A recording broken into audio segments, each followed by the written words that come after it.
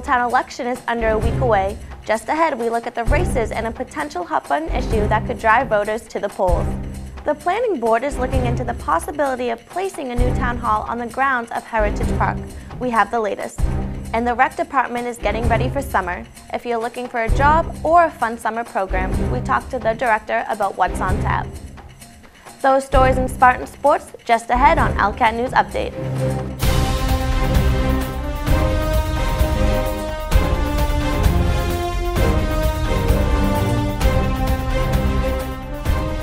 Good evening, I'm Rebecca Green. We begin tonight with the countdown to the annual town election. On Tuesday, voters are asked to cast their ballots at Birchland Park Middle School. There is only one contested seat, more on that in a moment. However, there is a hot-button issue that may boost voter turnout. Voters are asked to decide whether or not to create a new charter commission.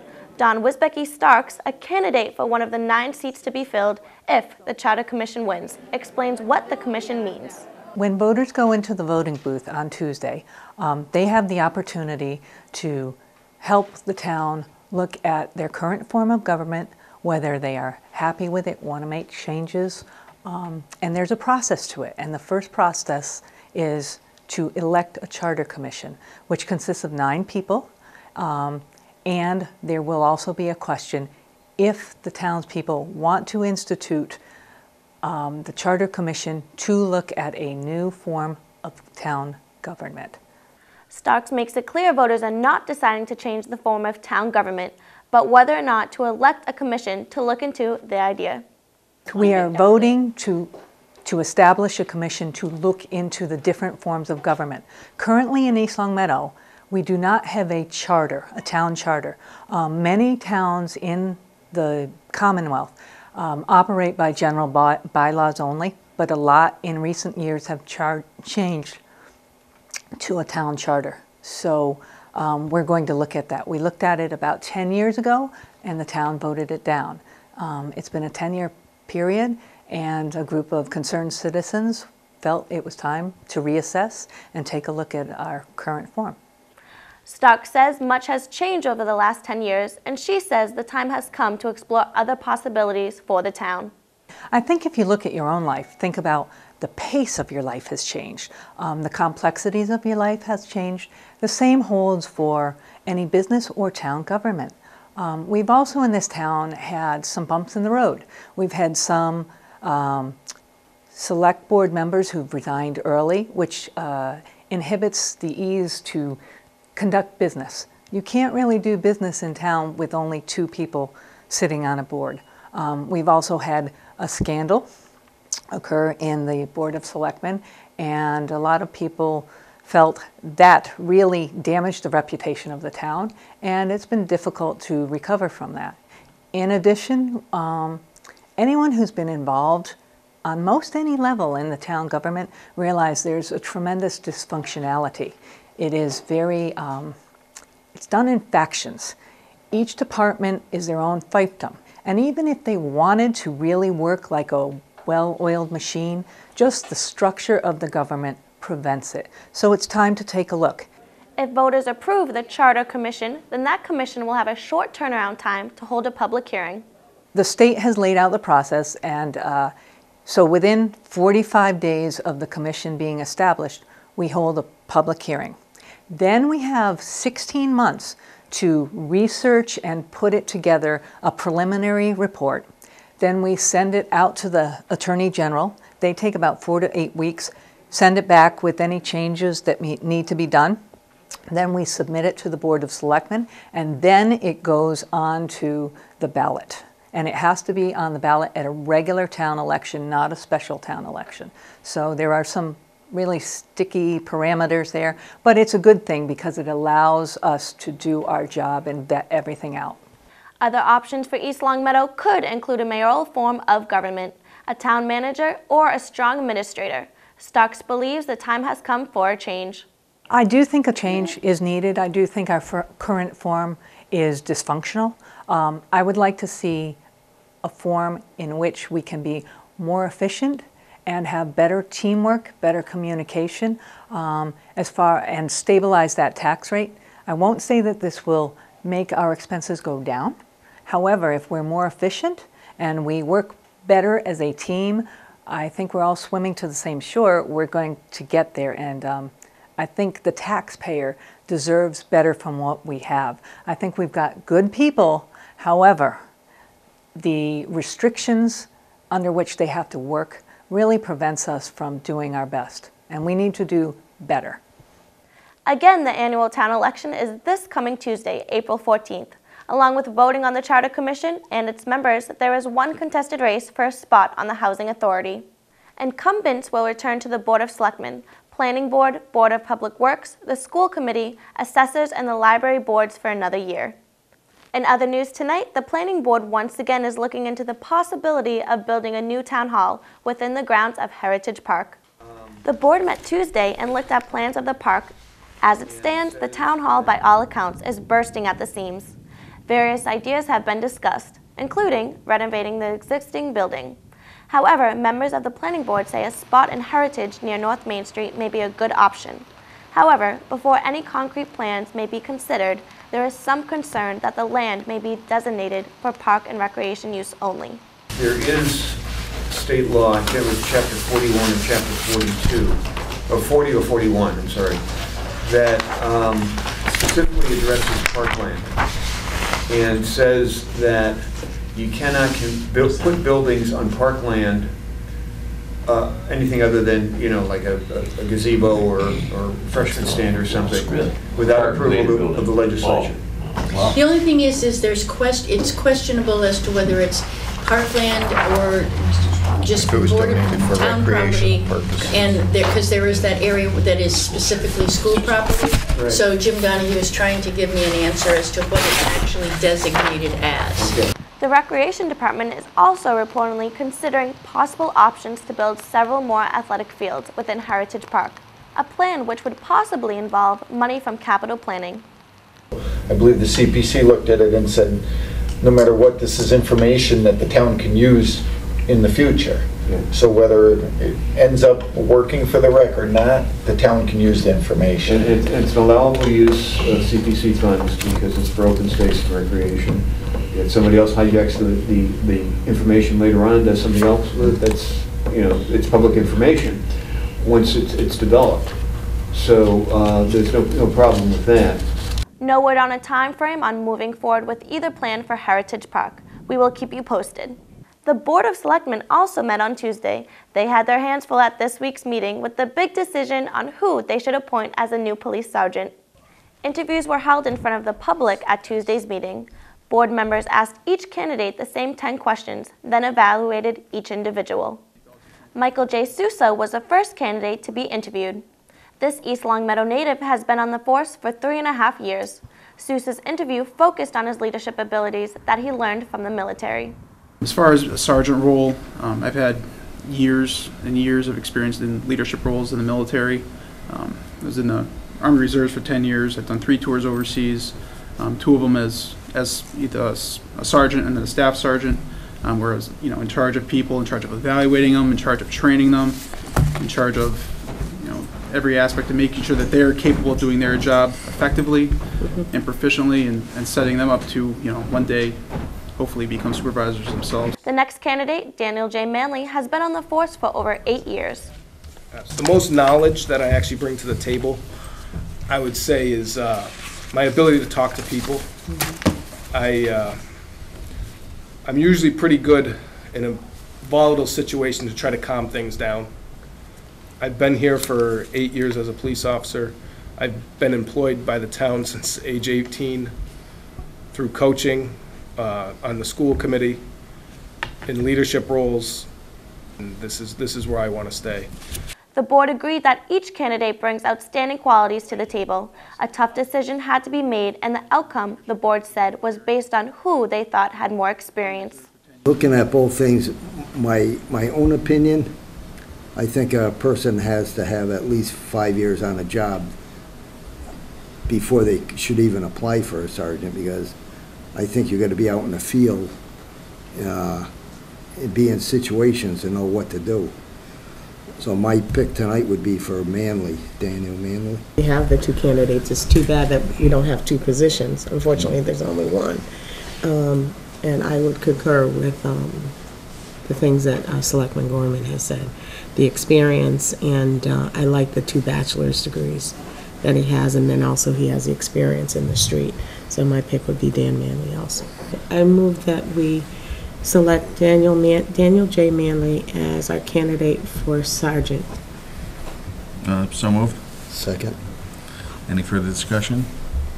Hearing none, all in favor? Aye. Thank you. The board meets again on April 28th. The warmer weather is peeking through, which means it's time for the DPW to move forward with its sidewalk project. The town's sidewalk project has been years in the making. The goal is to connect major roads in the town to local schools. Each year, the DPW tries to make progress, depending on the budget. John Collins, DPW Director of Operations, has more on plans for this spring. We tried to allocate $75,000 toward additional sidewalks, new sidewalks. We also maintain, replace, repair existing sidewalks. And I don't believe that there's an area specifically in mind right now. I don't think the board has made a determination. Collins says the Board of Selectmen prioritize what sidewalks will be put into place first. Going forward, I know that they have areas that they consider every year in trying to put together a loop system, let's say, for the most impact for residents, generally school kids getting to and from school, so that they can travel in a safe manner and out of the roadway. I know that that's one of the things they think about when they make those decisions. Collins says the budget is always an issue. I'm not certain whether this year's money is going to be approved or not. We have a little bit of sidewalk left from the Parker Street sidewalk that we started last year, and once that's completed, I'm not certain where we're going to go. Unfortunately, the sidewalk process is behind due to this year's harsh winter. We're a bit behind. We have a lot of field work to do, so it's going to be some weeks, 2 or 3, before we get out to start construction. We haven't had the opportunity to go out into the fields to put bases out. I mean, we're doing things right now that on a good year we would have done a few weeks ago. So we're behind in some other areas, and it's going to take us a little while to catch up. And that's going to depend on the weather. The DPW hopes to continue with the sidewalk project within the next few weeks. This year's tough winter has also delayed the start of spring sports for the high school and the recreation department. April 1st has come and gone, which was the expected starting date for all the rec programs. Rec Director Colin Drury says field conditions are soggy, to say the least. Fields are looking pretty good considering. February being the coldest February with the most amount of snow in history really ruined the start of our season. Normally we try to get everyone on fields by April 1st, at least practicing, then games start on the 15th. We've already canceled our games for this upcoming weekend. But with warmer and drier weather in the forecast, Collins says we'll see cleats on the field very shortly. Most fields are clear. Our field over at Lenox has a huge pile of snow on it still. The Pine Knoll fields here are covered with snow. They're still a bit spongy. So right now we've kind of approved them for sneaker practices, meaning no cleats are allowed on the fields quite yet, just to get the kids out and getting their touches in and throwing the baseballs and softballs and getting their lacrosse sticks going. Next Monday, Tuesday, Wednesday will be kind of the true start where cleats are going to be on their feet and out on the field, and then the games will probably start next weekend. The rec department and the DPW are evaluating each field. So far, center field seems to be in the best shape. Our best field is center field. And the reason it's the best is because it gets its butt kicked every year by this town. We put a carnival on it, we put a festival on it, we put a concert on it, and guess what? The grass is green a week later. It's very strong grass. So center field, we painted that last week. We were ready to go with center field. We're just waiting for it to firm up a little bit. Whereas Meadowbrook, our practice tier fields were good, but the tier fields, drained down to the lower fields. So what we call E4 and E5, which are the two modified soccer fields there, E4 has now drained down to E5, so that one's kind of pondish right now. The rec department does have the ability to expand their spring sports season into the summer, which Collins says will sure come in handy. What's lucky for me and not lucky for our athletic director is the end of my season, it can be adjusted to June 26th, you know, where he has to have playoffs started the first week in June. So for me, you know, what it's going to be is maybe taking away a practice, putting a game in, and maybe having 2 to 3 games a week as opposed to 1 to 2 a week, just trying to get all of them in. You know, our goal is to get every team 10 games each season, but we're lucky that our season can be a 2 or 3 month season to get everything in.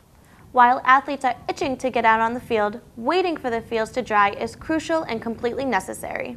So next week, I think most fields will be unsponged and firmed up and ready to do at least have the game starting. But if we start too early, then we won't have grass, you know, and it'll look similar to a mud pit if it rains, you know. So that's what we're trying to avoid, is to, you know, make sure we're giving our fields enough time to be ready to play. But of course, you know, our parents, our kids, our coaches are chomping at the bit to get back out, because the last time they played a sport was March 14th, 15th, when we had our basketball championships. But this has been probably the most challenging spring of my 10-year career in recreation. So we'll get through it, we'll get it going, and our fields might even be better for it because they're nice and wet. Spring registration is closed. However, there's always summer registration that has already started. And as summer gets closer, the rec department is also looking for summer employees. The department needs approximately 50 staff members to fill positions, mainly at its Pine Knoll facility. Beginning with 7th and 8th graders, if you're looking to get job experience, although not paid, becoming a counselor in training may be right up your alley. CITs, we look for basically any 7th and 8th grader that kind of has that bug about being outdoors and being active. So they sign up for the program. It's a paid program. They come in and we have a CIT director that actually basically teaches them to be a counselor. It's a 2-week program, and it's an invite back only program. So you can sign up for the first 2 weeks, anybody in town. After the 2 weeks, you actually need a recommendation by the CIT director to come back for more weeks during the summer. And the reason for that is we don't want the kiddo that leans against the tree and plays on their phone for 6 hours. We want the kiddo that's running around, playing sports with kids, going to the art center, the nature center, and just having fun. So that's the one we're looking for. Freshman and sophomore high school students who need community service hours toward graduation are also in demand. So for freshman and sophomore year, they usually would come up here and do community service. And then as a junior, we hire them. But Drury says he's looking for a wide range of summer paid employees to fill many different roles. But we do need over 50 staff members in the summer, so they're not all part of our CIT program. Some of them are teachers right here in town. Some of them are college kids who are in, nature education. So it's, kind of comes from everywhere, but the best process is coming right up through the CIT program. The pay? Drury says it's not what it used to be. It's better. To give you an example of the pay scale, it's minimum wage, which has gone up to $9 an hour. And when I started my first job as a counselor, it was $5.25. So $9 an hour seems like $1 million to me, I guess back then. So $9 an hour where it starts, and typically as they come back within a position as either a junior counselor or a senior counselor, the junior counselors will go $9, next year $9.25, $9.50, and the goal is to get them up to a senior counselor position, which starts at $10, and then we have our assistant directors as well as art director, nature director, and this year for camp, we're actually having music and drama as part of the camp day, so we have a music director as well. If you're interested in working with the rec department this summer, Drury suggests getting in your application as soon as possible. You want to apply by April 15th. It's a basic town application. You can get it online. It's up there right now. You just get the application in. We look at, first what we do is we'll take a look at the returners that we're inviting back and if they're coming back. And then that'll kind of depict what positions are open. And then we take a look through the stack. We do give preference to those who live in the town of East Long Meadow because we like to support the community through employment. And then if we have any other jobs available, those from other communities, Long Meadow, Wilbraham, Ludlow, we try to give them the nod as well. To apply, check out the Recreation Department website or stop down in person to the rec office on North Main Street. Checking Spartan sports news, teams are finally able to get their season going, despite a slight delay because of field conditions. Colin Casey has the latest. Thanks, Rebecca. The spring sports season is officially underway for East Long Meadow High School. Although the weather isn't picture perfect, the snow has melted and games have begun. The boys lacrosse team played their first 3 games, all resulting in tough losses. They were beaten by Belchertown 10-9 Amherst 10-8, and South Hadley 15-5. Jack O'Brien is the team leader in points with 7 goals and 2 assists. Coming off a strong season last year, the girls lacrosse team entered the new year ranked 3rd in Western Mass, just behind Long Meadow and Minnechaug. In their opening game, the Lady Spartans defeated Westfield 16-6 behind 4 goals and 5 assists from Mary Bates, 3 goals each from Jojo Del Vicio and Lindsay Phillips, and 18 saves from goalie Nina Fazio. As for the Lady Spartans track and field squad, their start to the season may be delayed, but they are poised and ready to compete. Here's Coach Budd as he talks about how the delay hasn't changed his team's preparations for the upcoming season. Girls head coach Michael Budd, or Coach Budd as he's known, says that the snow on the ground at the start of the season wasn't a big deal. We have an indoor track and field program, so training indoors is not really that big of a jump. We can't pole vault obviously indoors, but we can do pretty much everything else. We're used to it now. We've had an indoor program for 16 years now, so we know what to do when the weather's bad. It doesn't affect us that well. Coach Budd has high hopes for his girls this season. It says nationals is not out of the question. Expect us to improve based upon what our performances were last year, and I'd like to get as many people as possible to the state meet. That's our goal, the All-State Championships. Similar to Mass Live's Super 7, Coach Budd has his own superstars on the team. I'd say Paige Seuss, obviously, at top. She went to the Nationals the last 3 seasons. And I would say Abby Laughlin's going to surprise a lot of people in the distance races. I think Stephanie Makarowski is going to do quite well in the javelin. Shannon Kennedy is the defending 400-meter low hurdle champion. She's also a pretty good long jumper. We also have Kayla Frazier, who is another one of the top long jumpers in the area. And then from that point on, you know, we've got a lot of people that are really good, and we're just hoping that they can improve. And if we improve, then the things will happen the way that we'd hope that they would. The team was supposed to have their first meet this week, but because of poor track and field conditions across Western Mass, their first matchup will be Monday, April 13th at home against Ludlow. For ELCAT Sports, I'm Allie Carrington. Looking at the boys' volleyball team, they have gotten off to a 1-2 start to their season, losing 3-2 to Commerce, winning 3-1 versus Sabas, and dropping their 3rd match against Commerce 3-0. Riley Held leads the team with 25 kills, and Wes Olin has 42 assists 3 games in. As for baseball and softball, all games were delayed again this week due to field conditions. However, both teams are expected to play home openers next week, so make sure to stay tuned into ELCAT Sports for those games. That'll do it for sports today. Back to you, Rebecca. Thanks, Colin. Well, that will do it for us tonight. Thanks for watching ELCAT News Update. I'm Rebecca Green. Until next time, good night.